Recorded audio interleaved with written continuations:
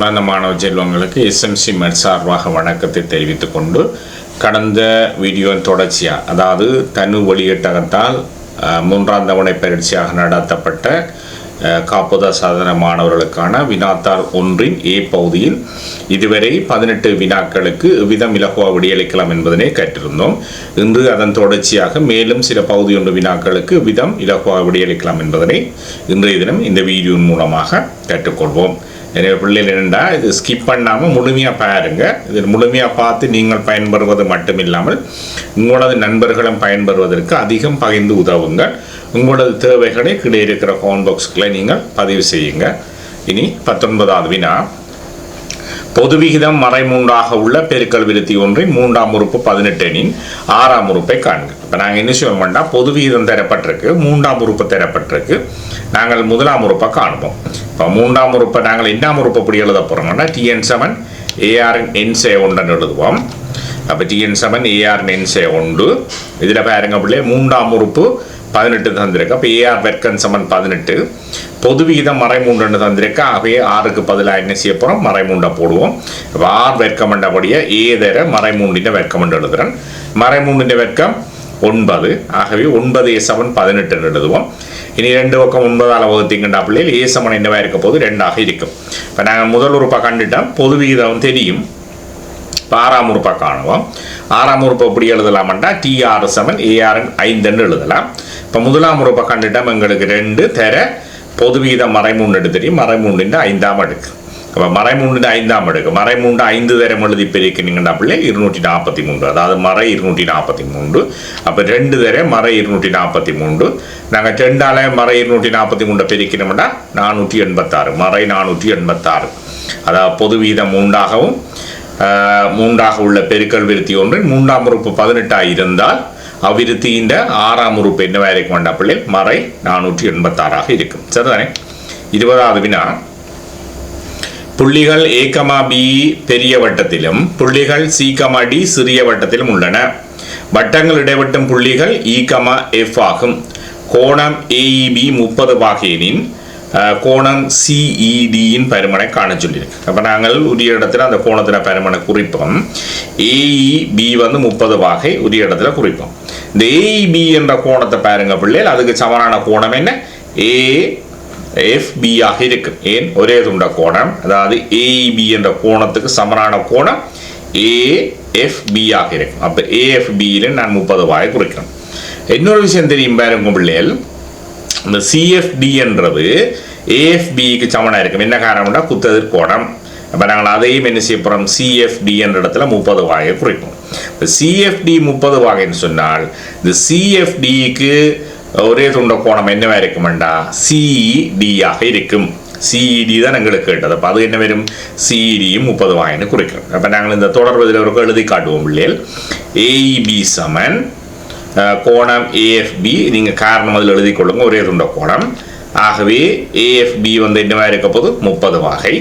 இனி AFB என்னத்துக்கு சமனாக இருக்குமெண்டா CFDக்கு சமனாக இருக்கும். அப்போ நான் அதை எழுதுறேன், AFB சமன் CFD சமன் 30 வாகை. காரணம் நீங்கள் என்ன செய்ய போகிறீங்க, குத்தெதிர் கோணம் எழுதுங்க. அடுத்தவங்களுக்கு தெரியும் CFD சமன் CED, காரணம் ஒரே துண்ட கோணம். ஆகவே எங்களுக்கு கேட்டது என்ன, CD இந்த பருமன் எவ்வளோ 30 வாகை. சரிதானே உள்ளே? இப்போ விடாம எழுதி காட்டணும் மாட்டேன். நீங்கள் கேபியல் பரீட்சையில் நீங்கள் என்னடா படத்திலே எல்லாத்தையும் குறித்து போட்டு கீழே CED சமன் 30 வாகைன்னு எழுதினாலும் முழுமையாக புள்ளிகளை பெறக்கூடிய மாதிரி இருக்கும். உங்களோட விளக்கத்துக்காக நான் விடாம எழுதி காட்டுறேன் பிள்ளை, அதற்கு நீங்கள் பயிற்சியாக செய்து கொள்ளுங்க. சரிதானே? 21வது வினா, A என்ற தாயம் 2, மறைமூன்று, B என்ற தாயம் 1, 3, 1, 2. அதாவது A என்ற தாயத்தின் வரிசை 1 தர 2 ஆகவும் B என்ற தாயத்தின் வரிசை 2 தர 2 ஆகவும் இருக்கு. இந்த 2 தாயங்களையும் பெருக்கினால் எங்களுக்கு விடிய பெறக்கூடிய தாயங்கள வரிசையை கண்டுபிடிப்போம் முதல். அப்போ நாங்கள் A என்ற தாயத்தின் வரிசை எழுதுறோம் 1 தர 2, அதாவது நிறை தர நிரல். B என்ற தாயத்தின் வரிசை எழுதுறோம் 2 தர 2. இப்போ A என்ற தாயத்தின் நிரலும் பி என்ற தாயத்தின் நிறையும் சமனாக இருந்தால் தான் தாயங்களை பெருக்கலாம்ன்றதை நீங்கள் வகுப்பில் படிச்சிருப்பீங்க. ஆக அந்த ரெண்டையும் நான் சுருக்கி விட்டேன்டா ஏதர பி என்ற தாயத்தின் பெருக்கம் எப்படி வரப்போகுதுண்டா என்ன வரிசையை கொண்ட மூலங்கள் பெறப்படும் சொன்னால் 1-2 வரிசைக்குரிய மூலங்கள் பெறப்படும். சரிதானே? இப்போ நாங்கள் என்ன செய்ய போகிறோம்டா இந்த 2ஆல் இந்த 1 பெருக்கி இந்த மறை 3ஆல் 1 பெருக்கி அதை கூட்டினீங்கன்னா முதலாவது நிரலில் முதலாவது நிறைக்குரிய தாயம் பெறப்போது. அவ்வாறே இந்த 2ஆல் 3 பெருக்கி இந்த மறை 3ஆல் இந்த 2ஐயும் பெருக்கி கூட்ட வாரது முதலாவது நிரையில் 2வது நிரலில் வர மூலங்களாக இருக்கும். இப்போ நான் பெருக்கி காட்டுறேன் பாருங்க. உள்ளில் 2ஆல் 1 பெருக்க பொறியல் 2 சக இந்த மறை 3ஆல் 1 பெருக்கினீங்கன்றால் மறை 3. அப்போ இதை கூட்ட பொறியல் 2ஓட மறை 3 கூட்டினீங்கன்றால் மறை 1 வரும். அடுத்து என்ன செய்ய போகிறோம் இந்த 2ஆல் 3 பெருக்க போகிறோம் 6 இந்த மறை 3ஆல் 2 பெருக்க போகிறோம் மறை 6. அப்போ 2 தர 3 சக மறை 3 தர 2 எழுதுறேன்.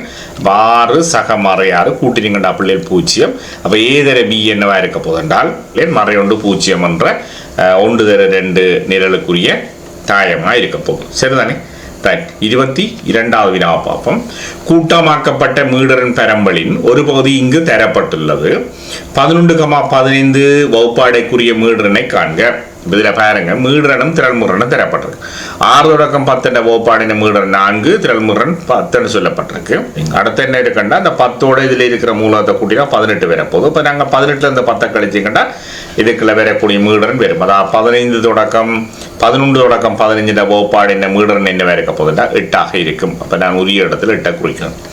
அடுத்த கேட்டிருக்க பிள்ளைகள் 16-20 வகுப்பாடையின் கீழ் வகுப்பு வரைப்பு யாதென்று கேட்டிருக்கு. இப்போ கீழ் வகுப்பு வரைப்புன்னு சொன்னால் 16-20 சொல்லப்பட்டிருக்கு. அப்போ இந்த 11-15 வகுப்பாடின் மேலையும் 16-20 வகுப்பாடின் கீழலையும் கூட்டி நாங்கள் 2ஆல் பிரிக்கணும். சரிதானே? அப்போ நான் 15ஓட 16 கூட்டுறேன் 31 2ஆல் பிரிச்சுக்கண்டா பிள்ளைகள் 15.5 இருக்கும்.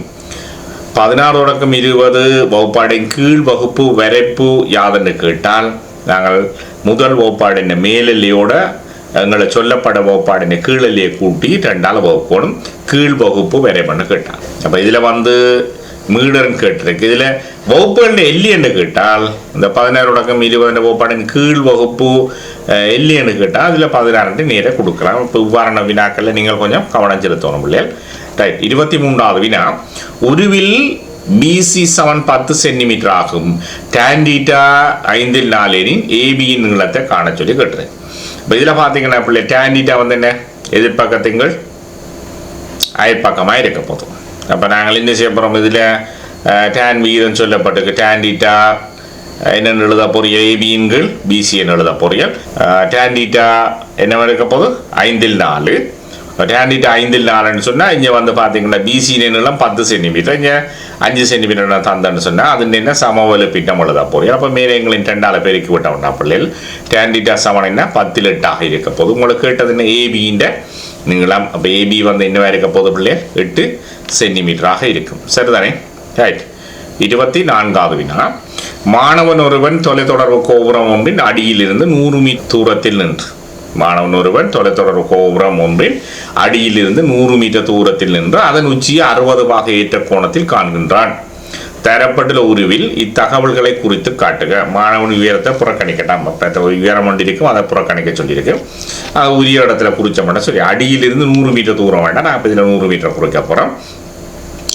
அந்த ஒரு புள்ளியில் மாணவன் குறிக்கப்பட்ட அந்த புள்ளியில் இருந்து உச்சி 60 பாகை கோணமா. அப்போ நாங்கள் இதில் 60 பாகை குறித்து விட்டோம்னா சரிதானே பிள்ளையா? ரைட். அடுத்தது 25வது வினா. தரப்பட்ட உருவில் 50 மீட்டர் நீளமும் 30 மீட்டர் அகலம் உள்ள செவ்வக வடிவ காணி ஒன்று காட்டப்பட்டுள்ளது. ஏகமா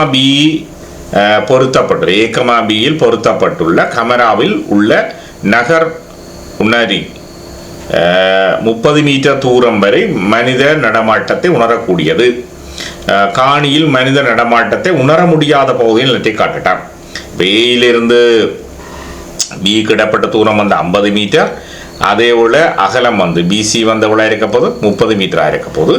ஏயிலும் பியிலும் பொருத்தப்பட்ட கேமரா என்ன செய்ய போதுன்னா 30 மீட்டர் வரை தங்களோட அந்த அவதானிப்பை செலுத்த போகுது. அப்போ ஏயிலேருந்து 30 மீட்டர் வேற போகுது. பியிலேருந்து 20 மீட்டர் இடையில வார ஒரு இடத்தை வெட்டி கொண்டு போகுது. இப்போ இது 30 மீட்டர்னா அகலம் டியில் சரியாக புள்ளியில் தோண்டும். அதே போல் பியில் போட்டுன கேமரா என்ன செய்ய போது பியிலேருந்து 30 மீட்டர் தூரத்தில் சி என்ற புள்ளியோட தொடப்போகுது. அப்போ இந்த பிரதேசங்கள் இவ்வளவும் என்ன செய்ய போகுது, அந்த கேமராவால் அவதானிக்கக்கூடிய மாதிரி இருக்கு. இதில் கேட்டது என்ன, நடமாட்டத்தை உணர முடியாத பகுதி என்ன புள்ளி, இந்த மேலே இருக்கிற இந்த பகுதி தான். அப்போ நிலட்டி காட்டுவோம் அந்த பகுதியை, இந்த பகுதியை அந்த கேமராவால் என்ன செய்யலாது, உணர முடியாது. சரிதானே. அப்போ இன்றைய தினம் 19 தொடக்கம் 25 வரையான பகுதி ஒன்று வினாக்களுக்கு விடையளிக்க முறையில் கேட்டிருக்கின்றோம். இதன் தொடர்ச்சி, அதாவது வினாத்தாள் ஒன்றின் பி பகுதி ஒவ்வொரு வினாவுமாக எவ்வாறு இலக்குவாக விடையளிக்கலாம், அவற்றுக்குரிய புள்ளிகளை எவ்விதம் பெற்றுக்கொள்ளலாம் என்பது தொடர்பான வீடியோக்களை அடுத்தடுத்து நாங்கள் கற்றுக்கொள்ளக்கூடியதாக இருக்கும். எனவே அன்பார்ந்த மாணவ செல்வங்கள், SMC யூடியூப் வாயிலாக தொடர்ந்து இணைந்திருங்கள். வீடியோக்கள் பதிவேற்றம் செய்யப்படும். எனவே தொடர்ந்து பார்வையிட்டு இம்முறை பயிற்சி சிறந்த பெறுபர்களை பெற்றுக்கொள்ள வேண்டும் என ரியாசி வேண்டி வாழ்த்துவதுடன், உங்களது நண்பர்களும் பயன்பெறுவதற்காக அதிகம் பகிர்ந்து உதவுங்கள். புதிதாக இணையும் மாணவ செல்வங்கள் இந்த வீடியோவை சப்ஸ்கிரைப் செய்து உங்களது நண்பர்களுக்கு அதிகம் பகிர்ந்து உதவுங்கள். மற்றொரு வீடியோவில் உங்களை சந்திக்கும் வரை உங்களிடமிருந்து வணக்கம் கூறி விடைபெற்று செல்லும் உங்கள் ஆசிரியர் கே. செல்வா. நன்றி, வணக்கம்.